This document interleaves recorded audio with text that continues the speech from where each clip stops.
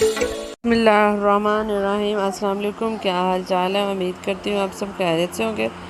میں بھی الحمدللہ ٹھیک ٹھاک جی۔ آج میں بنانے جا رہی ہوں بیف پلاؤ۔ میں نے یخنی ریڈی کی تھی۔ یخنی میں نے گوشت ڈال کے، بڑی الائچی، دال چینی، نمک ڈال کے اسے پریشر پر لگا دیا تھا۔ ساتھ ہی پیاز براؤن کر لیں گے۔ پیاز کو میں نے ڈارک براؤن شیڈ دیا تھا، پھر میں گوشت ایڈ کر دوں گی۔ گوشت ایڈ کرنے کے بعد ہم اس کو اچھی طرح بھون لیں گے۔ اچھی طرح بھنائی کرنے کے بعد پھر میں ڈالوں گی اس میں لہسن ادرک کا پیسٹ، سبز مرچیں اور ٹماٹر، لال کشمیری گول مرچ۔ تو یہ سارے مسالے اب میں گوشت کے اندر ایڈ کر دوں گی۔ یہ سب مسالے جات ڈالنے کے بعد ہم اچھی طرح اپنے گوشت کو بھون لیں گے۔ آپ چاہیں تو کوانٹٹی کم اور زیادہ کر سکتے ہیں، میں نے اپنے حساب سے لی تھی۔ اب میں یہ سب کچھ اس میں ڈال دوں گی گوشت میں۔ گوشت آلموسٹ میرا ہاف بھن چکا ہے۔ میں یہ سارے مسالے ڈال کر پھر اسے اچھی طرح اور بھنائی کر لیں گے۔ بھنائی کرنے کے بعد پھر ہم اس میں ڈالیں گے پانی۔ پانی میں نے لیا تھا، میرا 1 بول چاولوں کا تھا تو 2 بول میں نے پانی کے لیے تھے۔ پانی ہم لوگوں نے اس طرح کیا، جو گوشت کے اندر میں نے ایڈ کیا تھا، میں نے تھوڑا سا ایکسٹرا ایڈ کر لیا تھا، اس کی کوانٹٹی تھوڑی سی زیادہ تھی، ہم وہ ایڈ کریں گے۔ اور یہ ساتھ ہی سوکھا دھنیا، زیرہ اور کالی مرچ، نمک ہم یہ ایڈ کریں گے۔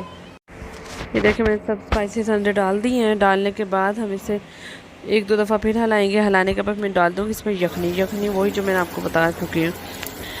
یہ دیکھیں جی، میں نے اس کے اندر پانی ایڈ کر دیا۔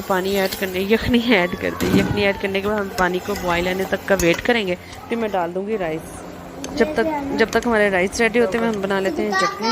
چٹنی کے لیے میں نے لیا یوگرٹ کے ساتھ میں نے لیا تھا سبز مرچیں، دھنیا اور تھوڑا سا پودینہ۔